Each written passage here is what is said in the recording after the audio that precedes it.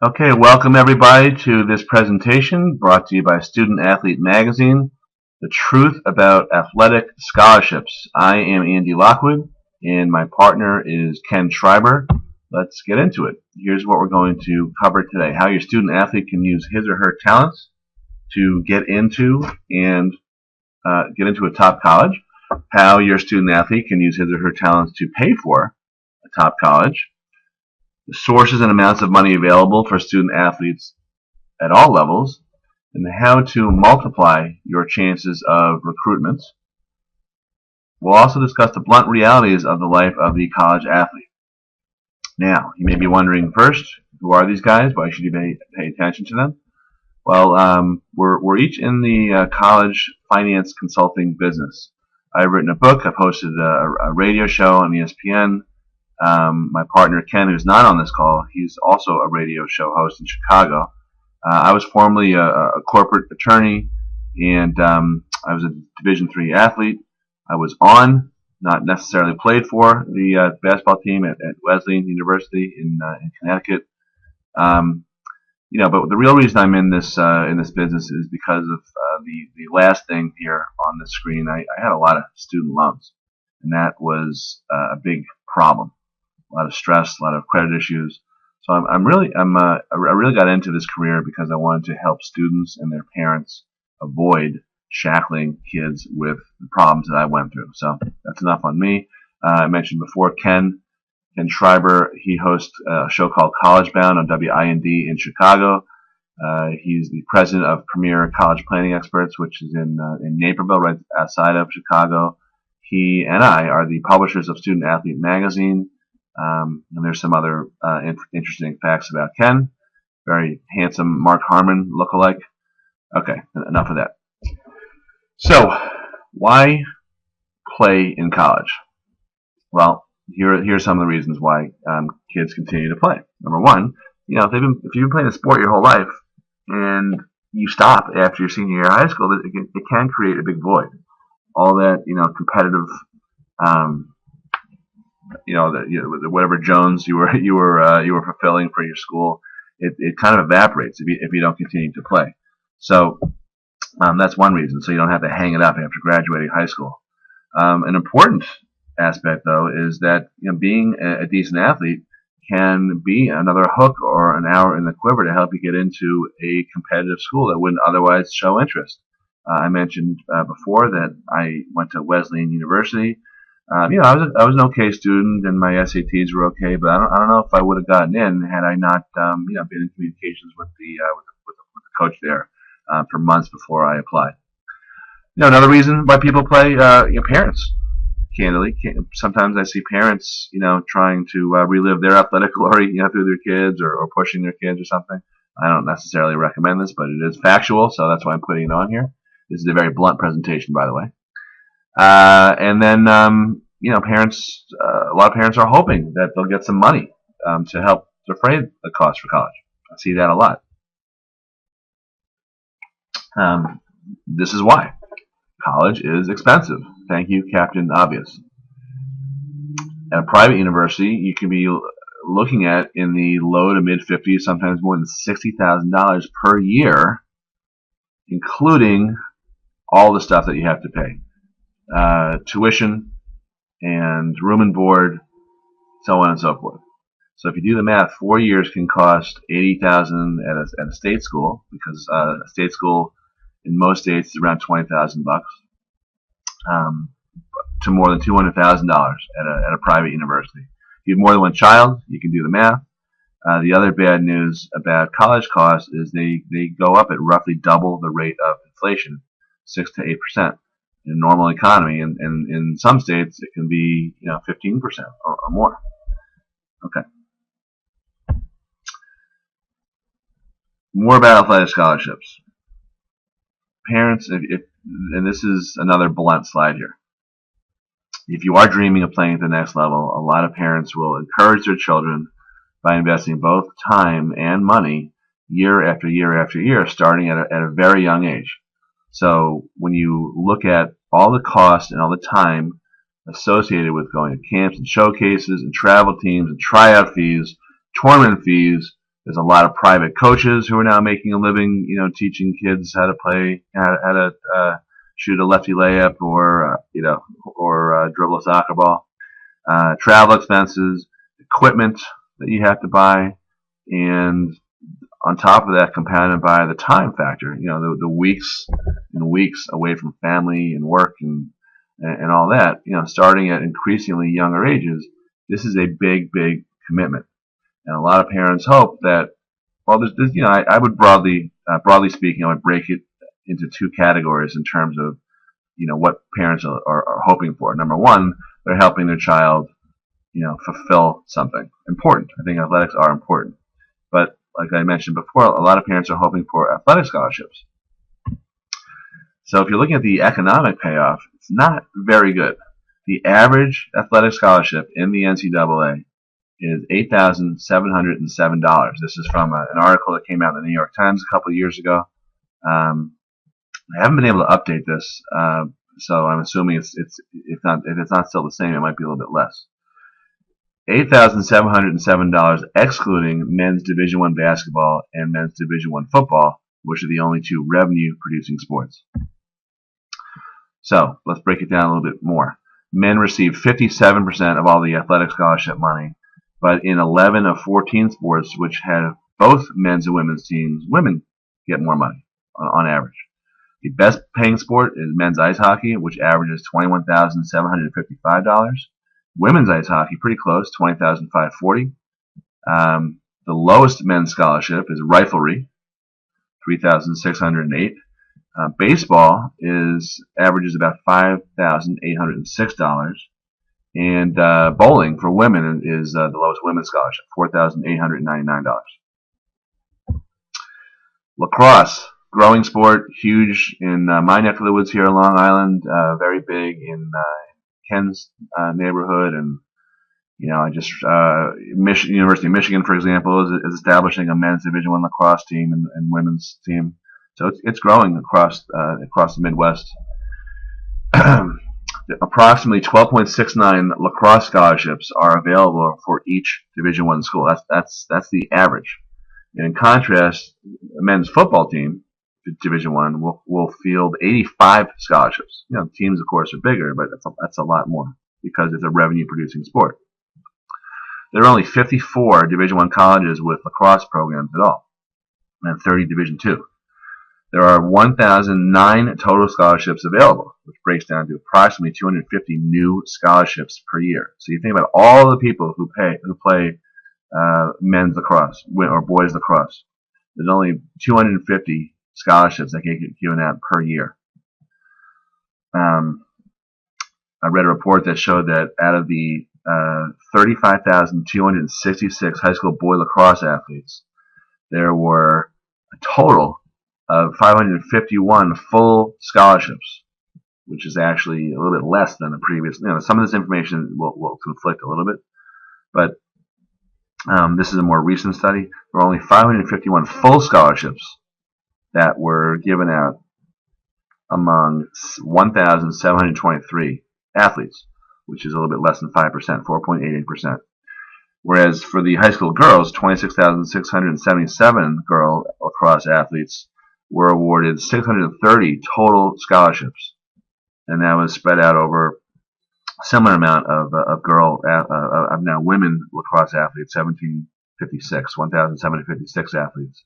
Slightly higher percentage is 6.58% of high school lacrosse girls will go on to receive some sort of scholarship to play lacrosse in college. The average awards, $8,670 for men and $9,685 for women. These are, they're not chump change, but for a school that costs $50,000, it really doesn't go too far. What else? 2% of this was in 2003. The numbers haven't changed that much. I think there's slightly more high school athletes. 2% receive any form of athletic scholarship. Scholarship splitting. This is a phenomenon which accounts for some of the screwy numbers I was saying before that don't quite add up. Here's a good example. A men's soccer team might be allotted 9.9 scholarships on average, but they have to spread it across 25 to 30 athletes. So that's a very common practice. Not each of the 25 or 30 athletes gets a scholarship. Villanova field hockey, there were 8 scholarships for 22 athletes. Here's something else. There is no such thing as a 4-year scholarship. That's a myth. A scholarship is renewed annually, provided that you continue to make the team and maintain a certain GPA, that type of stuff.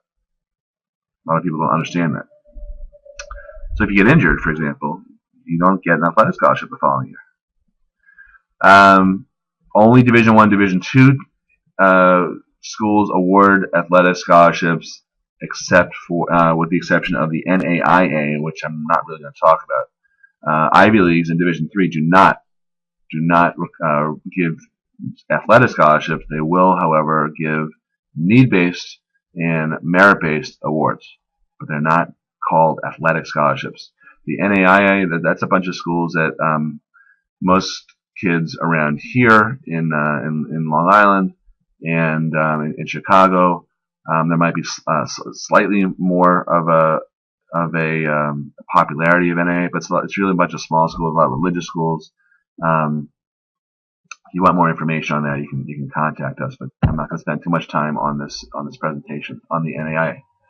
Then there's the whole issue of what's the life of a Division I student athlete like? Here's a quote from that article in the New York Times I cited before. Kids who've worked their whole life trying to get a scholarship think the hard part is over when they get the college money. They don't know that it's a whole new monster when you get here. Yes, all the hard work paid off. Now you have to work harder. And that was a quote from a Villanova baseball player who's on a $3,000 annual scholarship. And by the way, the cost of attendance at Villanova is $54,650, according to the College Board. So, why is the Division I student athlete, why is his life or her life not so glamorous? Well, you have to dedicate. It's like a job. You dedicate yourself to to your profession of an amateur student athlete.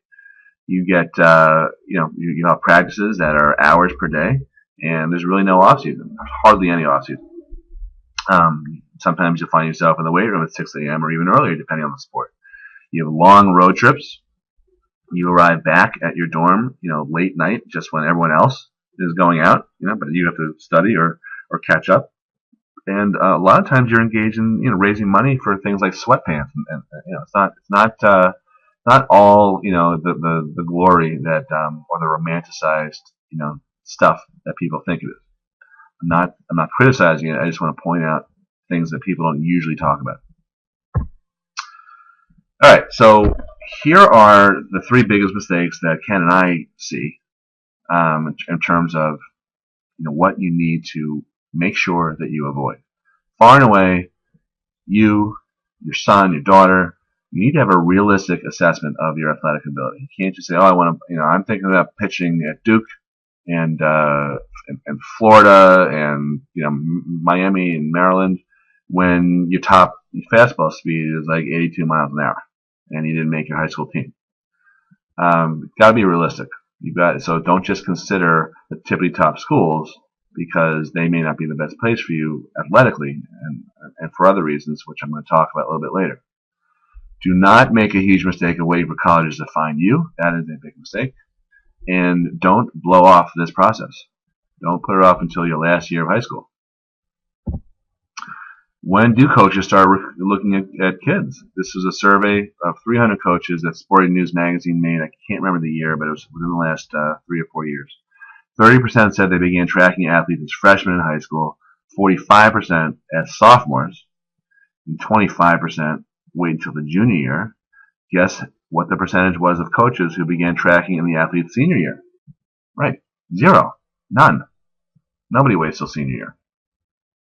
Doesn't mean you can't reach out to them, by the way. But if you haven't heard from anyone in your senior, you're not being recruited. Why? What's the biggest obstacle to recruiting? Well, most coaches and colleges just don't have the budget. They really don't. Even the big time, football programs, which do have budgets. I was just reading a recent story in USA Today about, the huge salaries that, for example, the Michigan athletic director, who was formerly the CEO of Domino's, he's making $700,000 as the athletic director in Michigan, which is a huge pay cut for him because he was the CEO of a publicly traded, Fortune 500 company, I guess.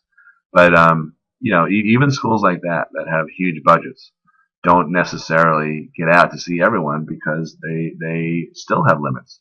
So, famous athletes, there's a very long list. Here's a shortened version of the famous athletes who went unrecruited. John Stockton, one of the NBA's all-time 50 greatest players. Barry Sanders, who's, an unbelievable, running back in the pros for a long time. Jerry Rice, maybe the greatest wide receiver of all time. He went unrecruited by the University of Alabama, and he grew up, maybe 50 miles or something from Alabama. So just because you're great, just because you have the game, so to speak, doesn't mean that they're going to find you. So how do you get their attention? Well, one way is through these camps. They are expensive. The good thing about them is frequently, you have to be very careful, but frequently coaches from all different levels will attend these camps, not just Division I or just Division III type camps. Sometimes it's from all levels, and you get a chance to interact with them on a personal basis. So you see them after the instruction's over, and maybe they're around.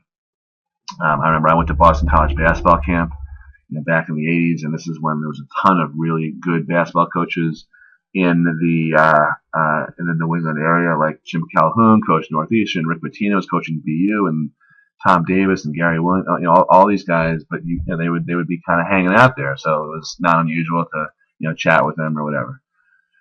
Of course, it didn't really help me become a Division I player. That was because of my own lack of foot speed. But anyway, it's a good chance to interact. I also met plenty of Division III people too. My one recommendation is go to camps at schools that are under consideration, meaning that if you have no desire to play at I had someone who went to a lacrosse camp at High Point University. She has no interest in playing there. I don't think that's a good move. I think you should only go to the camps where you're considering, because then you'll get a chance to do all this, bonding and interaction with some of the coaches there. What else? Showcases. Well, the thing I don't really love about showcases that I have found that I don't know if the numbers are really accurate, but most of the coaches, maybe 90%, are really going to see only 10% of the athletes that they already have an eye on. And because you don't really get a whole lot of opportunity, what can happen a lot is you see, you reveal all the bad stuff and you don't get a chance to show off your strengths. These camps are supposedly selective, but I know for a fact that they work off of these mailing lists that I've seen. So just because you're invited doesn't mean that someone's recruiting you. I mean, they're a business. You don't get a lot of individualized exposure. That's sort of why you can have a really bad camp, because you don't get a chance to show everything you can do. But if you are going to attend, and there are good ones, but if you are going to attend, you need to. My recommendation is I would attend one if there's a coach there for a school that you're looking at. Reach out to that coach, and then use that opportunity to let him know that you'll be there and interact with him at that point, or at least give him the opportunity to see you. Last thing on this slide, blast email services. There's a lot of these blast email services. I don't believe them at all. I'll tell you why in a few minutes. But look, blast emails go. When you get a blast email from something, what do you do with it? You don't read it. You delete it. You unsubscribe, whatever. There's a lot of services out there that will promise that they'll register you this and they'll get coaches to take notice of you and all that. I haven't really seen one that I'm that comfortable with recommending. So in general, I say shy away from those and take the process on yourself. That's my advice. More facts about recruiting: letters versus phone calls. All right, if you're getting letters, you're not really being recruited. I'm sorry. There's a lot of there's a lot of just stuff that goes out, direct mail that goes out. But a phone call, if you get phone calls, you're probably being recruited.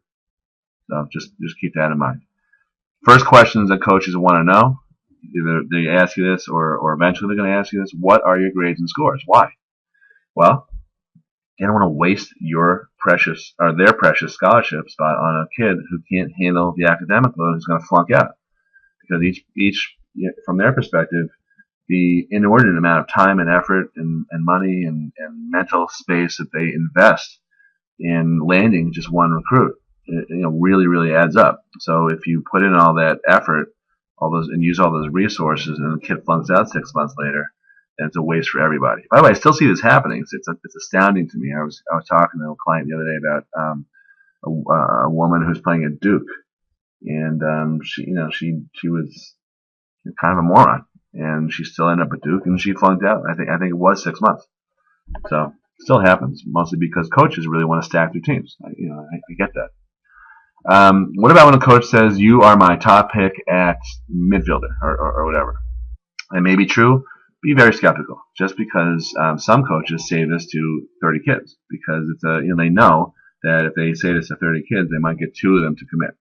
So don't be swayed by that type of statement. Could be true. I'm just saying, be a little cynical about it. You should be putting together an athletic and an academic resume. There's really 2 types of resumes. I'll give you some tips on that a little bit later, but coaches will review that. What about game film or highlights? What are coaches really looking for? Well, I'll give you some video tips in a little bit, but they're not looking necessarily for what you think they're looking for. In other words, if you are a baseball guy and you show them 10 consecutive clips of you hitting home runs, they're not going to really think that you hit a home run every time you get up. so that's what I mean about that. I'm going to spend a second here on the NCAA clearinghouse. You should register by the end of your junior year at the latest. And you can do that by going to the NCAAclearinghouse.net, although that site can be a little slow. If you go to ncaa.org, you can click in there also. There's a phone number I think you can call too. But basically the clearinghouse is a way for you to put up your grades, your scores, and some other biographical information to make sure that you have met the requirements to continue at the next level. But junior year is the best time to do it. Your guidance counselor should be able to help you with this, or your coaches. But junior year is really what I recommend. Okay, our approach: you should be recruiting the colleges, not the other way around. You need to be proactive. So think about what you are interested in, not what they're interested in, what you're interested in. What career path are you considering, and what major? How does this school fit academically for you? Is that big classes? Does it have small classes? Does it, what do you like? What about social fit? Can you see yourself attending this school? Are you kind of a preppy type of guy and you fit in, or do you like, the guys wandering around with like purple hair and a lot of piercings all over their face? That type of stuff. You need to think about this stuff and visit and make these judgments. It's okay to judge. Here's a big question. What happens to students after they graduate from this particular school? Go to the Career Center. Very, very unusual, by the way, for a college to show off their Career Center. It's not just because of the economy. I mean, this goes back a long time. But some schools will. Penn State, for example, has a very renowned Career Center. I think Ithaca College up here in New York, they actually take you there on the tour. But those are exceptions. So you need to, I suggest you suspend thinking about the immediate 4 years of college that are coming up and focus more on the 40 years after. Anything you can do that way will pay off. What about the alumni network? If you're, in other words, if you're considering a field in finance, what is the alumni network like? What about the people who graduate in finance? Where are they now? Do they hire? A lot of times, finance is actually a pretty good example. A lot of times, people on Wall Street love hanging around, with the wrestlers and the football guys and whatever. They take care of their own. So that's a big question to ask. What if your career ends unexpectedly? Your athletic career ends unexpectedly because you tear up your knee or something. You should ask yourself, would I still want to finish up at this school? Would I be able to? That's a fundamental question. Other questions that you need to answer when you speak to the coach: is he or she a good fit? Meaning personality-wise, can you? Sometimes they bait and switch you a little bit. They're very nice to you up front, and then they turn into like that coach in All the Right Moves, that Robbie Benson movie in the 80s. Up yours with a red hot poker. That guy. What about the playing style? Are you an up tempo type of person, but they play a half court or a half field type of style? That type of thing. You need to think about this stuff. Visit games, watch. Here's another one. Are you willing to commit the time and the effort that these coaches require? We talked about the life of the Division I athlete. Is that something you're willing to do? What about academics? Do coaches stress or support academics? A lot of coaches will give lip service about that, but you need to dig deeply and speak to, maybe they have a tutor or a liaison who helps kids with study hall and things like that. What about the roster? Are there positions open? If you're a catcher, are there 4 catchers ahead of you who are sophomore and junior? You're probably not going to get a lot of playing time. But if they have only 2 catchers and they're both seniors, that's good. That's a good sign. What year do players ahead of you graduate? That's that's sort of the same way of saying that. Players ahead of you at your position, what years do they graduate? And what's the background of the head coach? I like this one because you could have a coach who's like jumped around and lost everywhere he's gone, or had to resign because of certain scandals, or very much fair game to ask these types of things, because you don't want to be recruited by a guy who's going to be gone the next year. Here's the bigger picture, just if you step back. Are you going to college to play, or are you playing to go to college? That's why I think all of these questions are important. It's great that you want to play, but how likely is it that you're going pro? Very unlikely. I wish you the best, but you got to plan. Hope for the best, plan for the worst. So use your talents to go, to play, to go, to get money. All right, a few words on how you put together a recruiting package. We have samples of this stuff for our clients and customers, but I'm just going to give you the rundown. You should have a cover letter. It should be very brief. It should be very interesting. It can't be boring. You've got to get the coach's attention. I recommend a headline for doing that, which I'll tell you about. You need to have a short little personal introduction. You need to discuss your athletic abilities. You should have a brief personal statement. You should, of course, describe your current involvement on your team and sports, but you should also explain to them how you can benefit the team. That's a big, spell it out for them. Don't let them make the jump to the conclusion. Spell it out. Now, should you mail it or should you email it? Well, I'm a big fan of mail. I am not a email guy. I do email. I think you should do that also, but email gets lost in spam. I prefer hard copy. I prefer it in a large, colorful envelope so they can't miss it. Why not FedEx it? They're going to open it if it's FedEx. Your resume. Very quickly. Very basic, but don't leave any of this stuff out. Have your name. By the way, it's surprising how many people forget their names. Silly. You should have a short little headline. If you're a baseball guy, 85-mile-an-hour fastball and a 3.6 GPA. That telegraphs exactly why this person should read your resume. If you don't say anything like that, they're like, okay, just another resume. Talk about your sport, your position, little family info. That's important. Again, this goes to whether you are perceived as a solid risk. If you're from a good family, if your parents are athletes or something. That's why I like to put that in there. Talk about where you're playing right now and who your coaches are, your physical attributes, height, weight, that type of stuff. Maybe your bench press, your time in the 40, that type of stuff. The next section, section 7, summarize your general strengths. What team you're on, the league, that type of stuff. Your specific stats is the next section, and your potential. Are you going to be named all league? Are you that type of stuff? Are you going to start? And put a little photo in there. They like to match the photo with the a name and face matchup. All right, I see a lot of bad videos. Here are some video tips. Don't make it more than 10 minutes. You should have a minute greeting at most. Hi, my name is. I'm very excited about meeting you. Something like that. Some highlights from your high school videos, but they should be. Let me just back up here. Again, it shouldn't all be knocking the ball out of the park. But what the coach is really looking for is your athletic ability, how you move, your hips, your shoulders, your rotation, your foot, your footwork, your quickness. That's what they really care about. So if you have game footage and they can't tell, which guy you are, which girl you are in there. You need to put like a spotlight on there. There are people who do that, and we know people who do that if you don't. But keep in mind that they're looking for, tape of you moving and being athletic. Not necessarily the skills. Skills are important also, but it's more about the athletic ability, because you can teach skills. The athletic ability is much harder to teach. You really can't do that. So they make these decisions to recruit on, not just your overall, not just your overall performance, but also the high school coach's recommendation and your athletic ability. That's really what it's all about.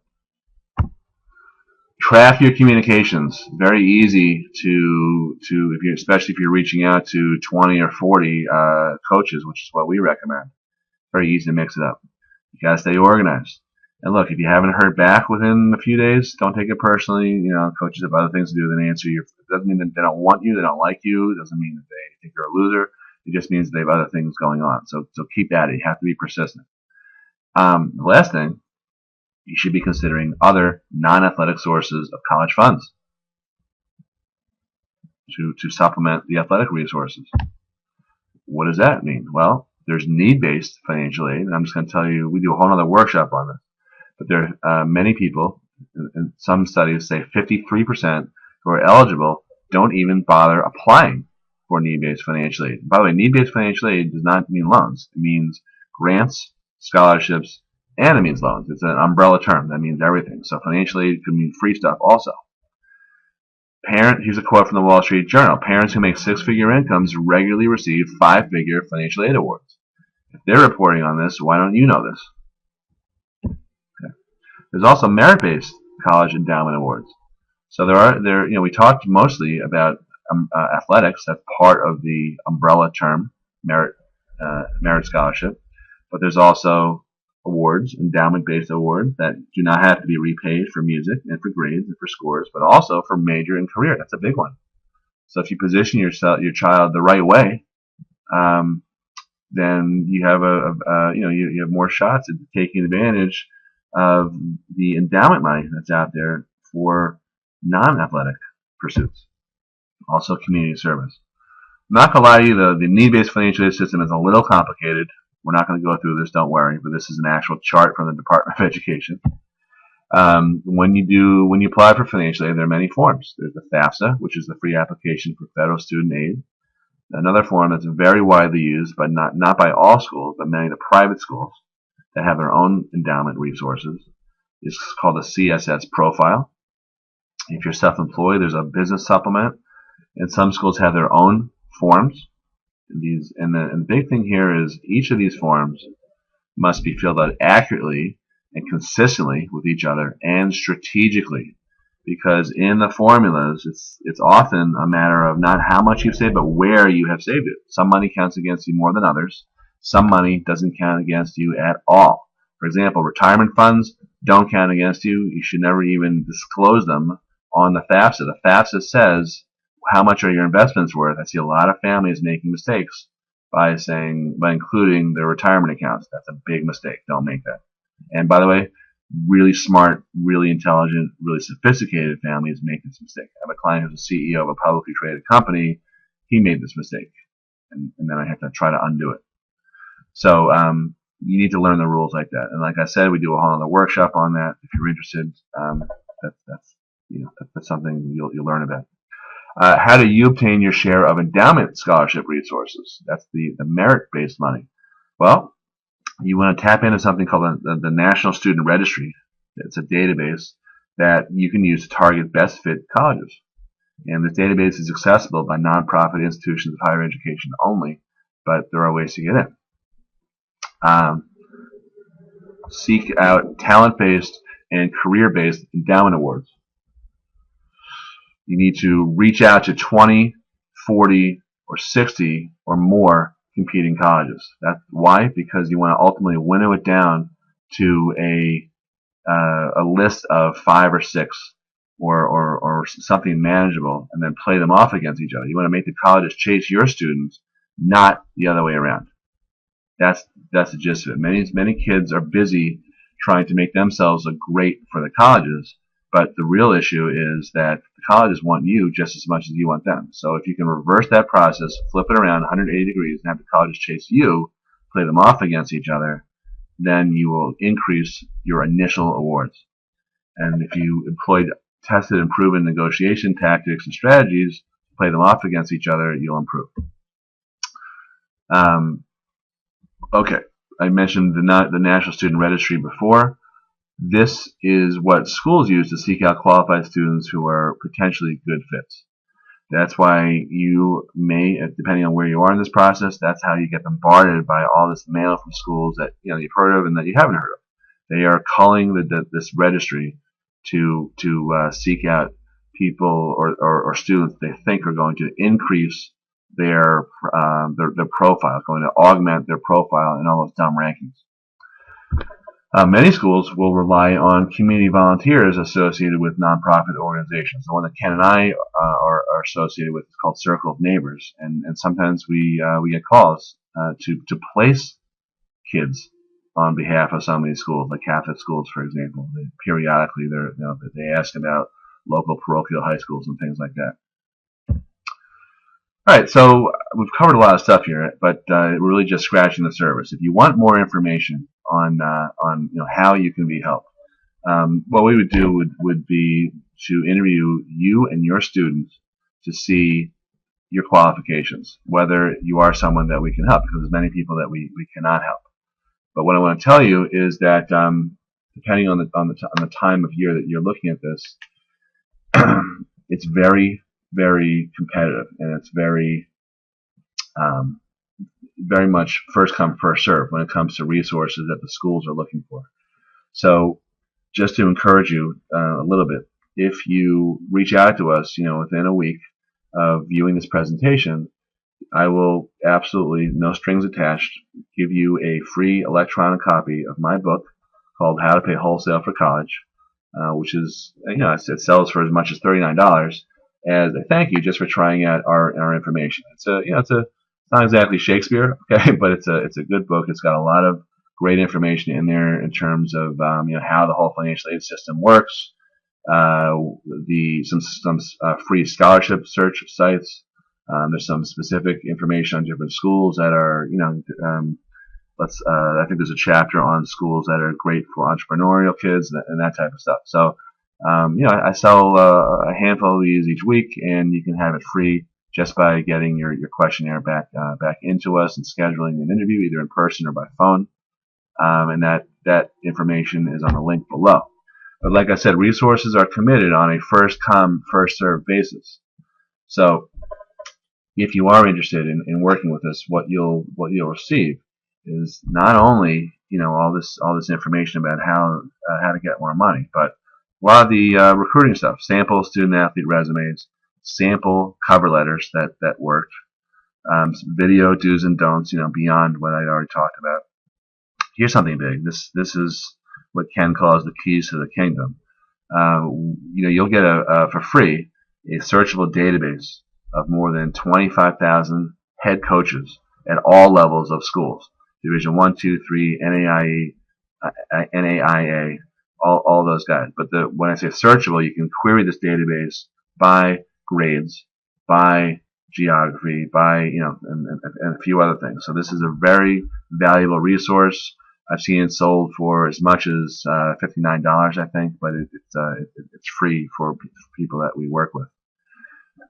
A walkthrough on all the perplexing and frustrating details surrounding the financial aid process and valuable money-saving advice on how to maximize your eligibility for grants and scholarships.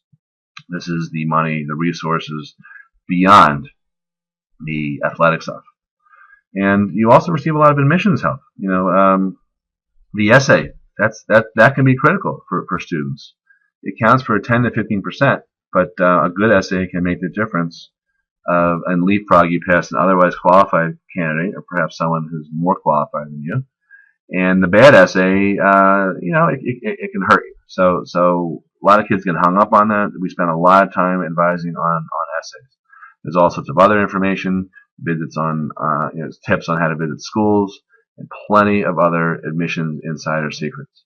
So your first step is to click on that link below, and fill out that form. If you get it back to us, within the week, then you will absolutely be entitled to claim your bonus.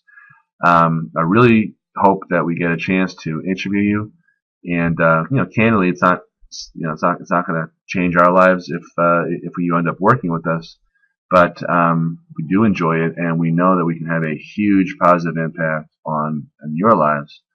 And so that's really the reason that we do this. So I encourage you to click on that link. It will be active for about a week, and then after that, we're going to take it down because we have many people seeking us out the way you have, and we don't have time for everybody. And the athletic resources and the financial aid endowment resources, those are not infinite either. Those get taken on a first come first served basis. So thank you very much for viewing this presentation, and I look forward to hearing from you. I'll speak to you soon. Bye bye.